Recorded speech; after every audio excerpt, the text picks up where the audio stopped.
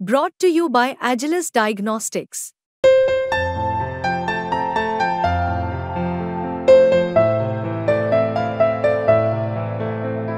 Agilus Diagnostics. Bharat का unified payment interface यानी कि यूपीआई ग्लोबल होता जा रहा है।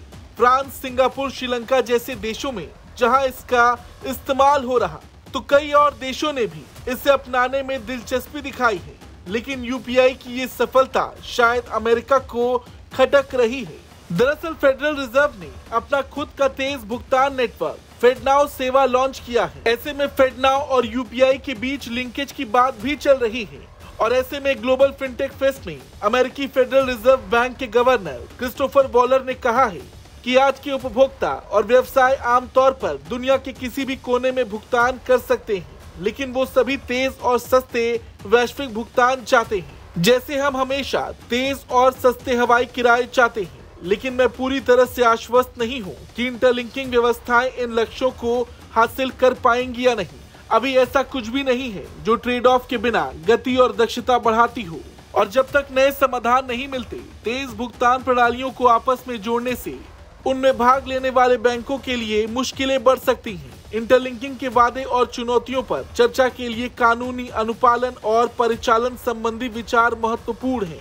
वॉलर ने सवाल उठाया और कहा कि मान लीजिए कि हम तेजी से भुगतान की लागत कम करके प्रेषकों को प्रोत्साहित करना चाहते हैं। ऐसा करना किसकी जिम्मेदारी है? क्या इसे लागत कम करने के लिए निजी क्षेत्र की प्रतिस्पर्धा को छोड़ दिया जाना चाहिए, जैसा कि आमतौर पर अन्य उत्पादों के मामलों में होता है, या कुछ अनोखा है उन भुगतानों के बारे में जिनके लिए केंद्रीय बैंकों या भुगतान प्रणाली ऑपरेटर्स को लागत कम करने के लिए अपने नेटवर्क को आपस में जोड़ने की आवश्यकता होती है?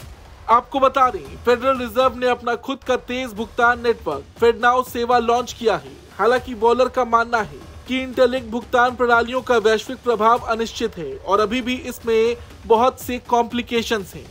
इसी फेस्ट में आरबीआई गवर्नर शक्तिकांत दास और भारतीय रिजर्व बैंक के कार्यकारी निदेशक पी वासुदेवन ने भी भाग लिया। पी वासुदेवन का कहना है कि भारत अमेरिका के बीच फास्ट पेमेंट नेटवर्क को जोड़ने के विचार को लेकर आरबीआई आशान्वित है। अमेरिका ने एक सकारात्मक उम्मीद दी है कि हम फेडनाउ और यूपीआई के बीच लिंकेज होते देख सकते हैं, भले ही इसमें थोड़ा वक्त लगे। इस दौरान आरबीआई गवर्नर शक्तिकांत दास ने भी कहा, हमारा मुख्य एजेंडा विदेशों में यूपीआई इंफ्रास्ट्रक्चर को डेवलप करना है। अंतर्राष्ट्रीय व्यापारी स्थानों पर यूपीआई ऐप के माध्यम से क्यूआर कोड आधारित भुगतान की सुविधा प्रदान करना है। यूपीआई को अन्य देशों की फास्ट पेमेंट सिस्टम से जोड़ना है। उन्होंने बताया कि Bhutan, Nepal, Sri Lanka, Singapore, UAE, Mauritius, Namibia, Peru, France और कुछ अन्य देशों में इस दिशा में पहले ही प्रगति हो चुकी है। रही बात अमेरिका की, जिसे लगता है कि इंटरलिंक भुगतान प्रणालियों का वैश्विक प्रभाव अनिश्चित है, तो ऐसे में आपको बता दें, यूपीआई भी जब भारत ने डेवलप किया था तो कोई देश ये नहीं सोच सकता था कि ये क्यूआर कोड के जरिए किसी को भी पेमेंट पहुंचाई जा सकेगी। लेकिन ऐसा संभव हुआ और आज कई देश इसका इस्तेमाल कर रहे हैं। रही बात इंटरलिंक भुगतान प्रणालियों की, तो आने वाले वक्त में उसे भी आसान बनाया जा सकेगा।